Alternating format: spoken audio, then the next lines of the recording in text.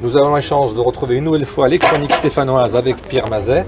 Aujourd'hui, on voyage toujours avec Pierre, on voyage ou dans l'histoire ou on voyage à travers les mots et les lieux. Aujourd'hui, on part du côté de Givors avec un canal oublié. J'avoue que là, j'étais un peu, inculte dans ce domaine-là. Alors, on va en apprendre plus. Pierre, on part finalement en péniche? Oui, on part en péniche cette fois. Alors, rappelez-vous que quand on a pris la Loire, on est parti en Ramberte.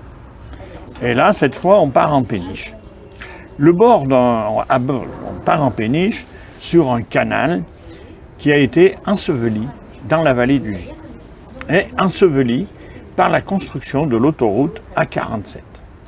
Alors aujourd'hui... Et on date ça en 1970. Hein. Oui. Ça, c'est important. Et il reste quelques vestiges visibles. On vous donnera le nom d'un site sur lequel vous pourrez aller le voir. Ben alors il faut bien vous imaginer qu'aujourd'hui, quand vous faites la queue pour sortir à la Madeleine, parce qu'on fait souvent la queue sur l'autoroute A47. Surtout quand on revient sur Saint-Étienne. Voilà. De vacances. Il y avait toute une autre activité qui empruntait cette même voie. En fait, c'était ce qu'on appelait des margoulins qui tiraient des Sislandes. Alors, je vais quand même raconter un peu. Alors, le margoulin, c'était souvent deux hommes qui, sur le chemin de halage, tiraient un bateau qui faisait une vingtaine de mètres de long et qu'on appelait un Sislande. Alors, je dis peut-être une bêtise, mais margoulin, je l'ai souvent entendu quand j'étais petit. Et ici à Saint-Étienne, je ne sais pas si c'est du gaga. Margoulin, c'est quelqu'un qui avait tendance un peu à vous arnaquer. Oui, c'est vrai. Ouais, mais... À vous rouler dans la farine, comme on dit à Saint-Étienne. C'est vrai, on dit un margoulin. C'est un sacré margoulin. Ouais, voilà, bon. Mais là, le margoulin, il tire la Sislande. Hein. Alors, voilà, et il le tire pour faire avancer le bateau sur le canal de Givors. Alors, ce canal de Givors a été appelé à un moment canal des deux mers. Parce que l'idée, c'était de relier le Rhône à la Loire, et donc en quelque sorte, la Méditerranée à l'océan Atlantique. Et il a été construit en une vingtaine d'années, à la fin du XVIIIe siècle, entre 1760 et 1780, et par François Zacharie. Alors cet homme-là était un marchand. D'origine ripagérienne, donc il était de Rive-de-Gier. Il était de Rive-de-Gier.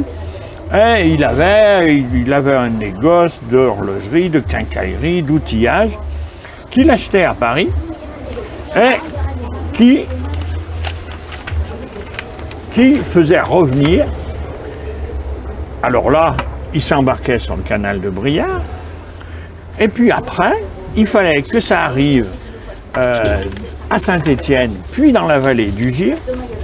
Et il constatait que sa voiture était souvent immobilisée par des mulets, des caravanes, des chariots, etc.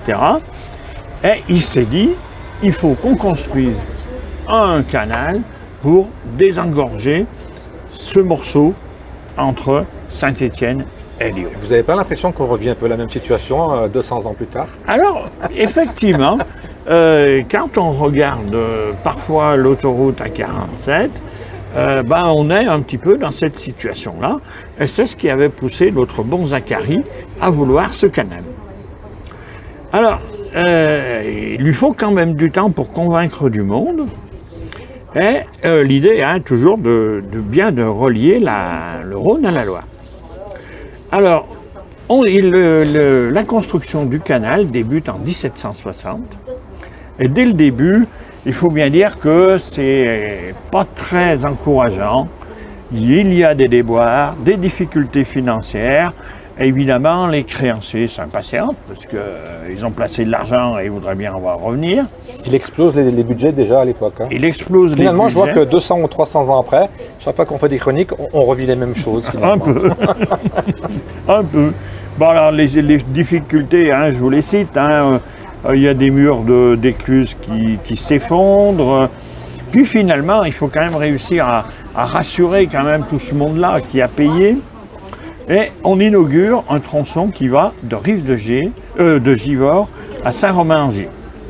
Mais manque de chance, décidément, ce jour-là, l'eau rompt les berges et le cortège doit quitter précipitamment le bateau. Voilà qui n'arrange toujours pas la situation de Zacharie. qui décède d'une crise cardiaque. Le pauvre. Et il lègue à son fils surtout une montagne de dettes. J'imagine. Mais les créanciers sont quand même un peu coincés parce que s'ils arrêtent, Ils ont perdu leur argent. ils ont perdu leur mise. Alors, avec une prolongation de concession, ça nous rappelle quelque chose aussi du côté des autoroutes, d'une durée de 20 ans, Guillaume reprend les travaux. Et malgré la chute d'une 19e écluse, il s'achève en décembre 1780. Et on a un canal d'une longueur de 15 km 600 qui comporte 27 écluses, 5 aqueducs et un souterrain taillé dans le roc. 2 ans plus tard, les actionnaires touchent enfin les premiers dividendes, donc au bout de 20 ans. Alors des sommes au départ modestes, hein, mais qui vont permettre malgré tout de bien regarnir les portefeuilles.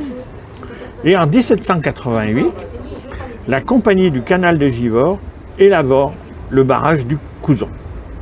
Le Gier n'étant plus suffisant pour alimenter le canal en eau qui connaît un trafic monumental. La société qui le détenait a distribué plus de 11 millions de dividendes et les actions de la compagnie atteignaient une valeur unitaire de 200 000 francs. On est en ancien franc, donc à l'époque. Voilà, oui, en On n'a 1788. pas encore connu le franc binaire. Non. Et pour se donner une idée, on a 3000 bateaux par an qui transitent sur le canal et qui transportent 140 000 tonnes. C'était des bateaux surtout régionaux ou alors c'était un trafic qui Non, c'était essentiellement des bateaux régionaux. régionaux, hein. C'est essentiellement le charbon qui transite. Et par du là. coup, comment ce canal est-il tombé dans l'oubli? Alors, au moment de la Révolution, on est encore en plein boom, hein, puisque la compagnie construit le palais. Alors, si vous connaissez l'hôtel de ville de Rive-de-Gier, Oui. c'est le palais de la compagnie, qui est, somme toute, pas somptueux, mais d'une tenue plus que correcte. Plus que correct, c'est bien le mot, hein. Et le canal est prolongé jusqu'à Grande-Croix, parce qu'à Grande-Croix, on a découvert des strates de charbon, dont certaines atteignent 15 mètres de haut. Donc, on est véritablement, pour l'instant, en pleine extension. Et en 1839, on creuse un bassin d'embarcadère de plus de 100 mètres de long et de 40 mètres de large. Mais le succès ne va pas durer. On n'a pas un peu aussi, tant que j'y suis, changé le paysage, que quand on creuse, on a, Bien sûr. on a du sable ou de la terre en plus, on fait des petites talus.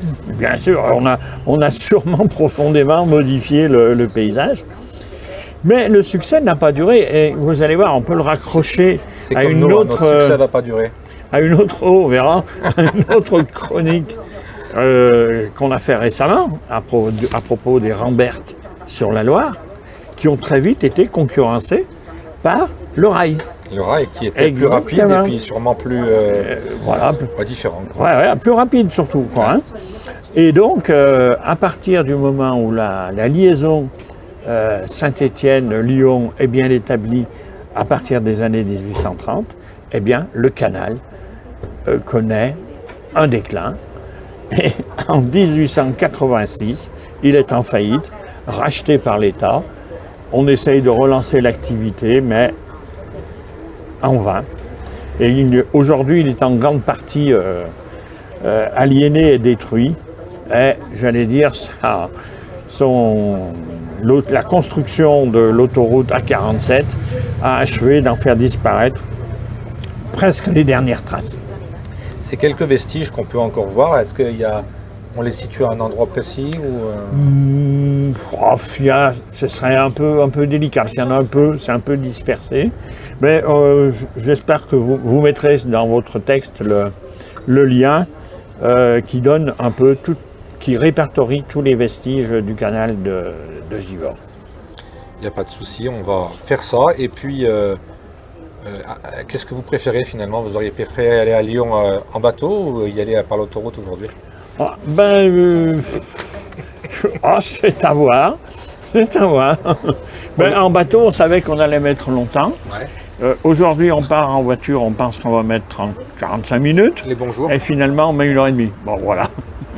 Donc l'avenir, c'est quoi alors? C'est pas l'eau, c'est pas le rail, c'est pas l'autoroute, c'est quoi? C'est L'hyperloop. C'est l'air? L'hyperloop. Ouais, l'hyperloop. Moi, c'est une arlésienne, ça. Voilà. Ça fait des années que j'entends.